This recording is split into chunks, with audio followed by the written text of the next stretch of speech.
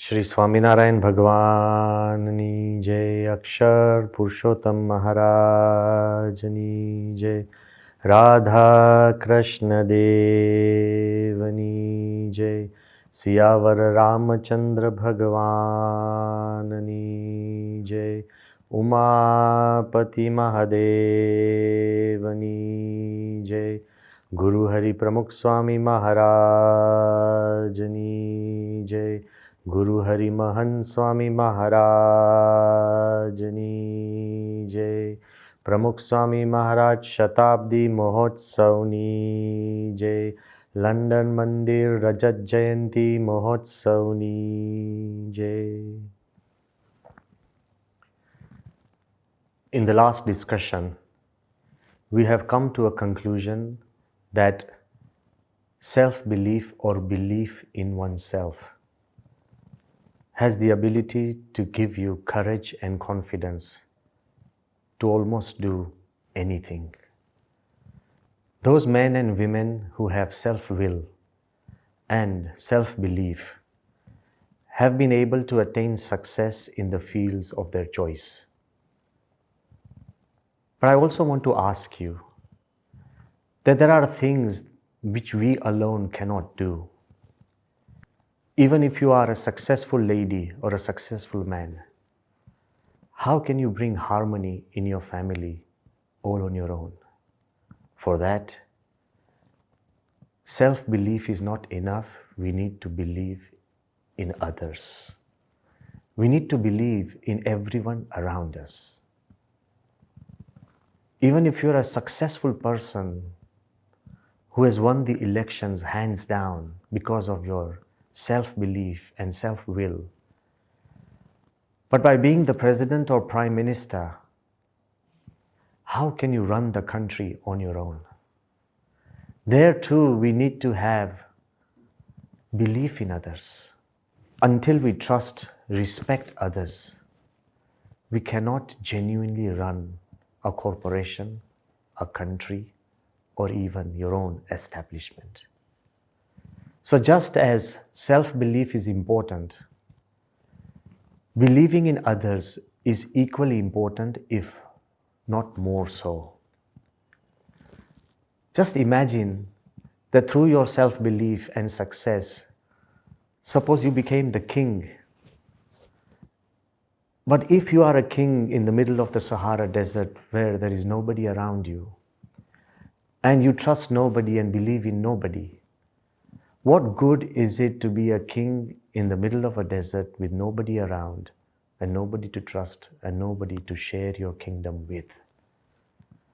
So just as you are important in the equation of life, others are equally important in the joy and happiness of our lives.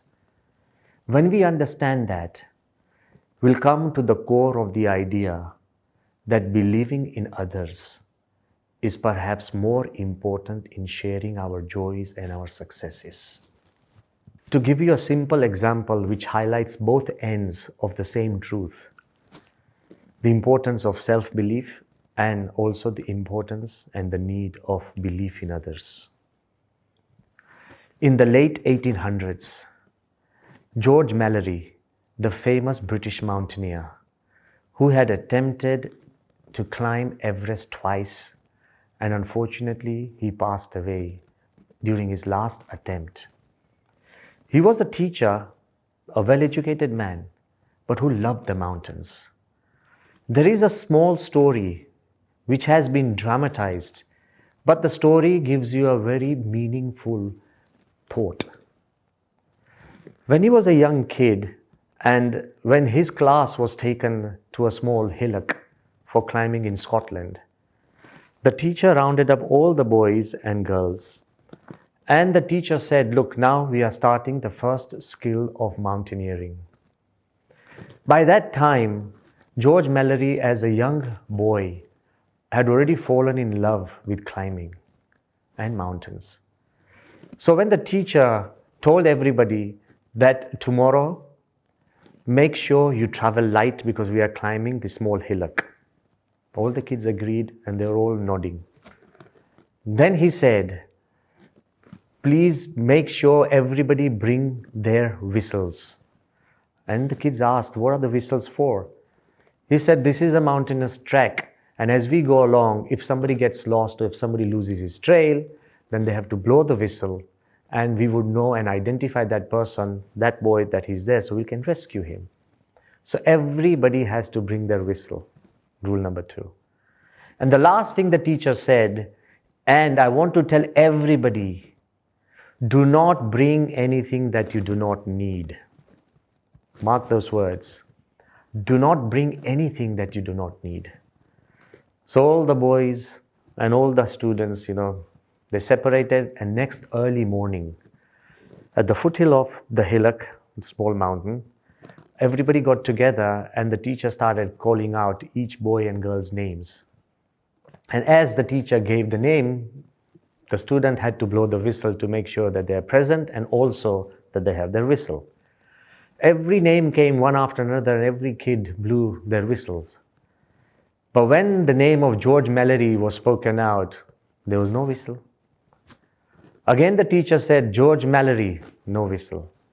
Third time the teacher said, George Mallory, and he looked. George Mallory was there, but he didn't have a whistle. So the teacher said, George, where's your whistle? He said, look, I didn't bring it. He said, did I not tell you that bring the whistle because you might get lost, something might happen, you'll need the whistle. He said, sir, but you also told us that do not bring anything that you don't need. He said, that means you don't need a whistle? He says, yes, I don't need a whistle. He said, why? What if you get lost? He said, mountains are my friends. I will not get lost. What if you get hurt? I love the mountains and mountains love me. They will never hurt me. Listening to this retort from George Mallory, the teacher got upset and he said, look, go back to our accommodation, go and fetch your whistle and we'll wait for you. But run and bring back the whistle straight away. The little George Mallory, he ran to his place and he got hold of the whistle. By the time he came back, as a form of punishment, the teacher had taken the entire class onto the journey towards the mountain top. Mallory all alone, and deliberately the teacher, as a form of punishment, left him behind for his disobedience. But suddenly Mallory looked and he saw a mountain goat. The mountain goat doesn't take the path that humans take. It jumps from rock to rock, ledge to ledge. And as he looked fascinated by the mountain goat. And he picked that path. He took that path from ledge to ledge, rock to rock, and clambered and climbed up the rock face as well. As George Mallory went up, he could hear an entire train of whistles coming up slowly, slowly. He had already crossed them, and as he reached the top, none of the members of the class had arrived. After almost 10-15 minutes, the teacher arrived with the entire class, following him, whistle after whistle. Looking at George Mallory, whom he had left behind, and wondering how he got up there, he asked George, when did you overtake us? That's when Mallory calmly replied, sir, I never overtook you. I just found my own path. In life, most of the time, we are struggling to overtake people, compete with people. But when you have self-belief and when you have self-will, we tend to find our own path. So this is an example of George Mallory at his early age, when he loved mountains and he could climb small hills and hillocks on his own, needing nobody, no guidance and no support. But during his expeditions for Everest, it wasn't an alone or a lonely way. Because when we have to do something which we can manage, you alone are okay. But when we have to attempt something that's impossible or beyond ourselves, you need a team. We need to believe in others. Mallory himself had said many times that attempting Everest was no game of a single lonely person. For that, we needed a team. In his final attempt for Mount Everest, there was a team of 60 porters and almost 12 to 13 mountaineers and people, members of support staff, 70 to 75. And still at the end of the day, only one or two could make the attempt of the final summit. So yes, self-will and self-belief can help you to do certain things on your own. But when we have to relate to society and larger things and more important things, we need to believe in others. In the language of the mountaineers, it is known as a rope team. There's a rope and most of the team members are tied to the rope. There's an advantage or disadvantage to this rope team, that if you have a good rope team, you are completely safe. Suppose any one of the members falls into a crevasse, the other members who are tied to it can save him. But suppose somebody falls in and he takes 2 or 3 people with him, then it also jeopardizes the entire team. So it is said that in a rope team, everybody takes care of the weakest link. It's not about the best and the strongest.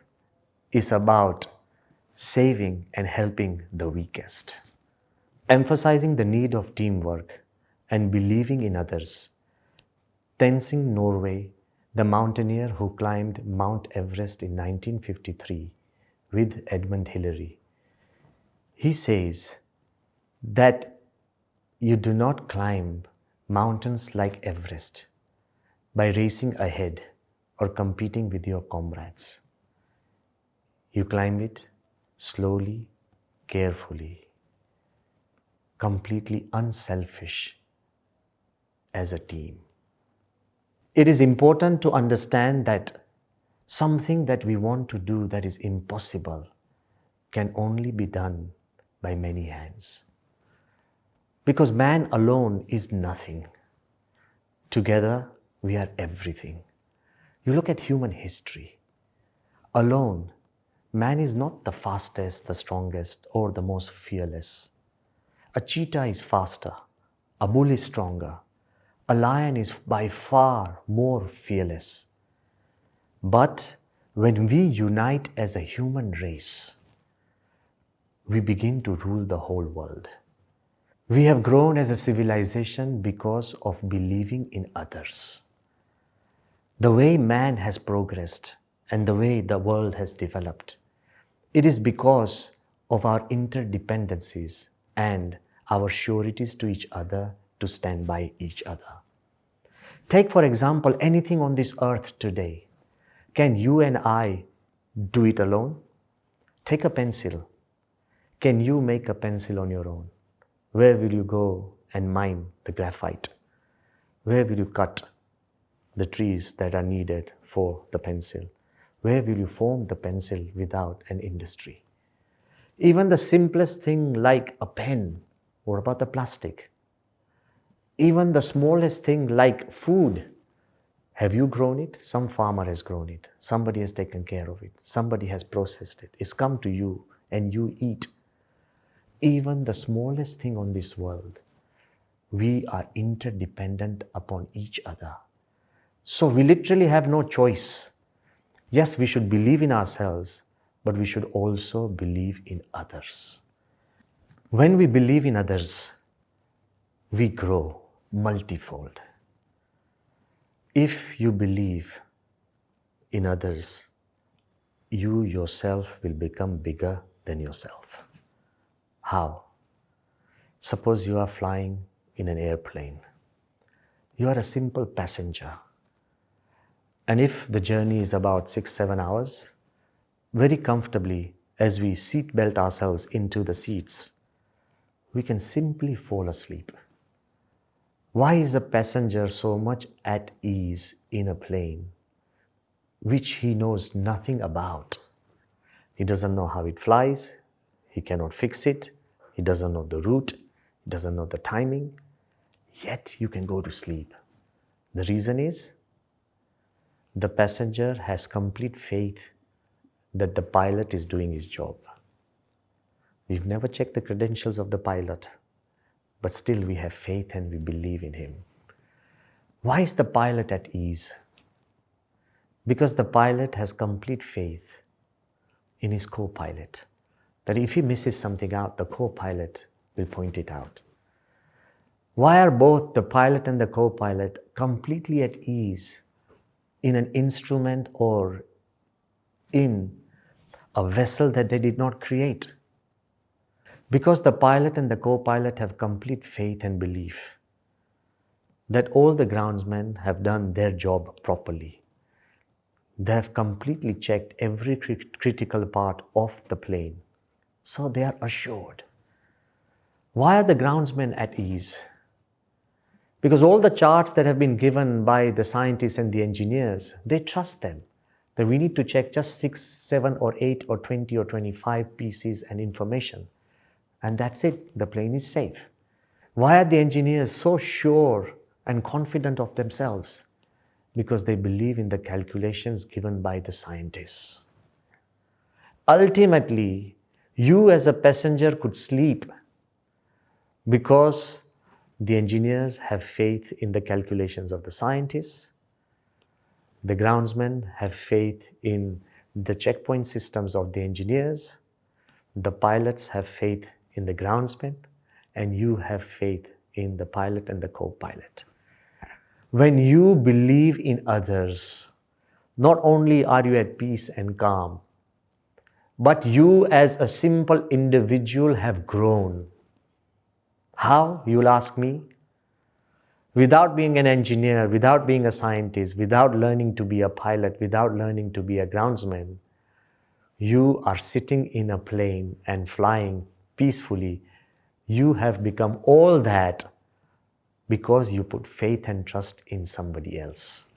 So when we have belief in others, it just makes you a bigger and a much better person by default.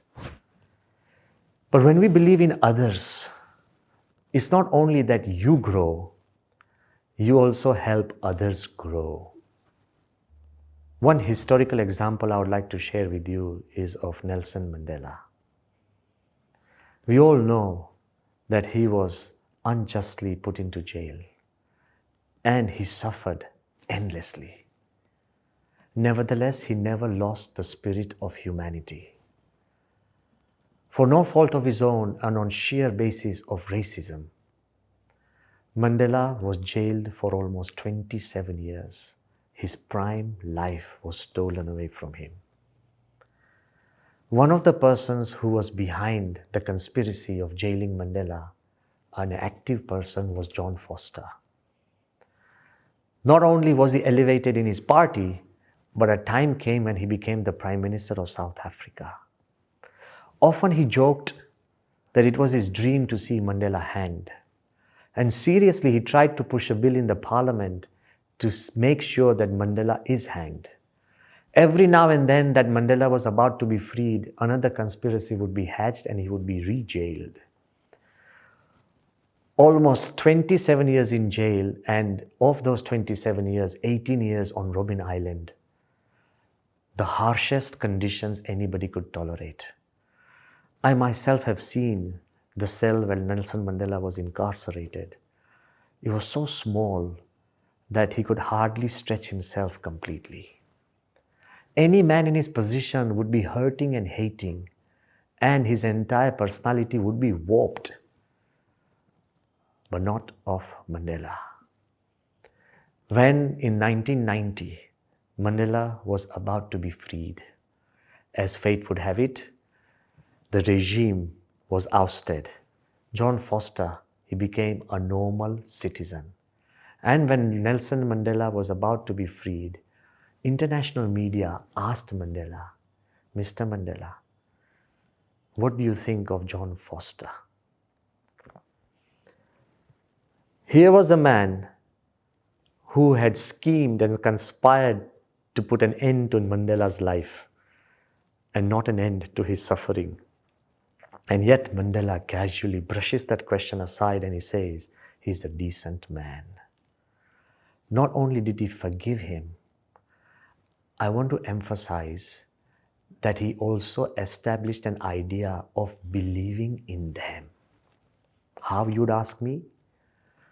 This small incident I have heard directly from one of the team members of Nelson Mandela, Isu Chiba, who was a person of Indian origin, a South African who hailed from Nusari.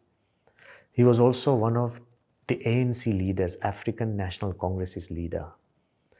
When we were doing an assembly to pay a tribute to His Holiness Pramukh Swami Maharaj in Johannesburg, Isu Chiba, in his very late age, he was sitting next to me. Unfortunately, he just passed away a couple of years ago. But he was sitting next to me. And he said, Swamiji, that this idea of having faith in others or believing in others, I have seen in Pramukh Swami Maharaj and I had seen in Nelson Mandela. And I was wonderstruck and I said, he is a person who was with Nelson Mandela. So I asked him, how? He said, I was with Nelson Mandela in Robben Island. I was jailed for about 16 years. And the suffering I had to undergo developed such a hatred within my heart for everybody who had done injustice to us that I was fuming. That I could not meet my wife, she could not understand English. I could not talk to her in Gujarati because that was the law, that if you talk to anybody other than in English or Afrikaans, your jail sentence would be increased. So for almost 16 years, I saw my wife age whenever she would come to see me in jail, and we stood at each other, looking at each other, just staring and seeing her grow older without exchanging a word, like simple dumb animals. So I was hurting so much that I had spoken to other inmates saying that if I get out, and when we do get out, I will hunt down every man who has schemed against us and conspired against us, and I would personally kill him. When Mandela found out that I was planning revenge, this is inside Robben Island, while they were jailed, finding out, Mandela called me and asked me that, Isu, why are we here in jail? I said, we are fighting for equality, we are fighting for liberty, and we are fighting for dignity. So Mandela said that if we get out of this jail and we do the same thing that they have done to us, where is dignity and equality in that? Liberty has no meaning without dignity and equality. So let us resolve today. And what was the resolution? That if we get out of jail, we will go to the homes of every white man who has done injustice to us and drink tea with their wives and assure their wives that no harm will come to their husbands. We need to assure them that despite the fact they did not believe in us, we still believe in them. Imagine, with this feeling, Nelson Mandela became a leader of New South Africa. This idea of believing in everyone, that created a footprint for other leaders to follow. That if you believe in the nation and the people, you can create a nation that is unified. I believe that when you believe in others, of course you grow. But when you believe in others like Nelson Mandela did, everyone grows. The whole nation has grown. But then again, when you believe in others, even at the cost of your own self, completely selflessly, it just does not help others grow. It helps humanity grow as a whole. It's a classic Hindu example of Ramanujacharya. When he was younger and he had gone to a village called Goshtipur, and there was a spiritual leader whose name was Goshtipurna. When he went to his spiritual master, the spiritual leader taught him an Ashtaksharam mantra, Om Namo Narayanaya. And that mantra, he said that if you say it and chant it regularly, you will be redeemed and you will reach heaven.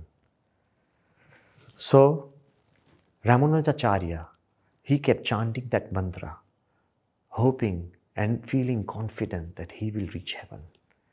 But he was not just one person who just believed in that, he believed in everybody else as well. So one fine morning, to everyone's surprise, they saw him on the roof of the tallest building in the whole village. From top of the roof, he was chanting out the special mantra which the Guru had told him to keep it close to his heart as a secret and not reveal it. And he was chanting out the mantra, Om Namo Narayanaya, Om Namo Narayanaya. And the whole village was chanting with Ramanujacharya, Om Namo Narayanaya. The Guru found out that this Shishya of his has revealed this mantra publicly. He was furious. He came running down and he shouted at the top of his voice and he told Ramanujacharya, but what are you doing? He said, Guruji, I am sharing this mantra with everybody. Guruji said, that you fool, you have just disobeyed me. He said, I want to ask you, Guruji, anybody who chants this mantra, will they reach heaven? He said, yes, that's the power of the mantra. Of course they will reach heaven. He said, but you have broken the vow of obedience to the Guru, so you will go to hell. That's when Ramanujacharya smiled and said, I am willing to go to hell if hundreds and thousands of others can go to heaven. He said that I do believe in myself, but I also believe in the liberation of others. When you share your beliefs, when you share your successes, when you believe in others and see them happier, that is the goal of life. President Kalam often used to say that I have learned a secret from His Holiness Pramukh Swami Maharaj. And what is that secret? Once in Ahmedabad, when he had come to see Pramukh Swami, and as he was traveling in the lift down to the ground floor, hundreds of reporters had gathered around to get a bite from President Kalam. But as we were moving through this crowd, one of the sadhus asked, Mr. President, at this age, how can you be so lively and so happy? And how can you make everyone around you so happy and so lively? President Kalam turned to the sadhus and said, this little secret I have learned from His Holiness Pramukh Swami Maharaj. All of us were dumbfounded, wondering what that secret could be. He said, every time I've come to meet Pramukh Swami, I've got this feeling that he always silently asks, what can I give? He asks me, he asks everybody, he asks you, he asks little children, he asks even the youth and everybody he meets that what can I give to bring a smile to the lips of everyone else? It is not about what can I get. In life, very often we think that we get ahead by getting things. In reality, we grow and get ahead by giving things, by giving our time, giving our love, by sharing our values, by sharing our successes. His Holiness Pramukh Swami Maharaj, when I look at his life, he has given his all, everything to everyone that he meets. And that's the reason everyone is so happy and lively in his presence. One of the main sutras of Pramukh Swami Maharaj, it was not just a motto, it was his lifeline. In the joy of others lies our own. In the good of others lies our own. And in the progress of others lies our own. When Pramukh Swami Maharaj was so focused on others, of course he believed in others. It's not just about self-belief, it's about a higher belief in others. When you have that belief, everyone, humanity in general grows. Very often Pramukh Swami said that I have never had a thought of ill will towards anyone. I have never had a thought of hurting anyone ever in my life. Imagine a heart, imagine a personality that just does not believe in himself, but he believes in others to such a level. Pramukh Swami Maharaj has showed us a way that yes, you can do great things. Yes, you could be good. But being good is not good enough. You need to be good for others. What do I mean by being good to others? Perhaps this small idea will throw light into everything that we have spoken today. If I ask you, is water important for your life or not? A glass of water. Of course, water is an essential element that keeps us alive, just like air. How many glasses of water should you drink a day? To be precise and perfect, somebody would say 8 or 10. But if I ask you, do you drink 8 or 10 glasses? Maybe no, but you still drink water. But if I ask you if water is so important for life, and when you are drinking water, it is perhaps the most important thing you are doing to keep alive. But how many glasses of water have you drunk till now in your life? You can't even remember. Despite the fact it's important for your life, you can't remember that how many glasses of water you have drunk. But if you are passing on a hot afternoon and somebody is dying of thirst and he's crying water and water, if you give a glass of water and save somebody's life with one glass of water, will you ever forget that glass of water? No. You'll keep telling that story to your friends, to your children, to generation after generation. The glasses of water that save you are not important for you to remember, but one glass of water that saves somebody else, you can never forget. So remember, when you believe in yourself, it's important. But when you believe in your own children, who else will? When you believe in your own friends, who else can? When you believe in your own culture, in the religion that you have, when you believe in your own country, I believe that belief has the ability to create and raise the standard of humanity. So when you believe in yourself, it's important, but when we believe in others, it just makes us a better and a bigger person. It has the power to completely transform the nature of a human being. In conclusion, I would leave you with a true incident of Dr. Viktor Frankl, the famous Austrian psychologist, who himself was put into the concentration camp, and so was his wife. Both he and his wife were separated right in the beginning. But during his time, as he tried to help other inmates in the concentration camp, where the conditions were so dire that you were lucky to live for a day and you measured your life in minutes and seconds, Viktor Frankl developed a habit of talking to his wife in an imaginative way. Every morning he would talk to his wife, what breakfast would we have? Evening he would talk to her, what is ready for dinner?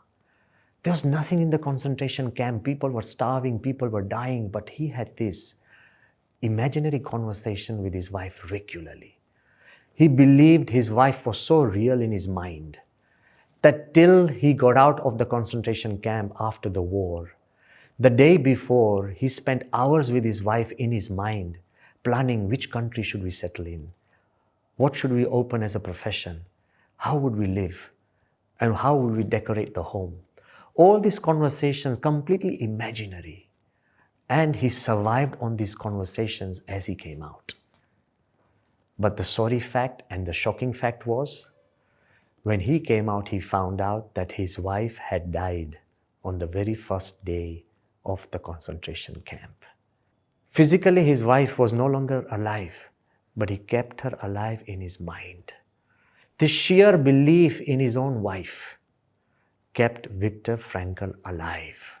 He says, until you have found somebody bigger than you to love, and until you have found a cause bigger than you to believe in, you will never know real happiness.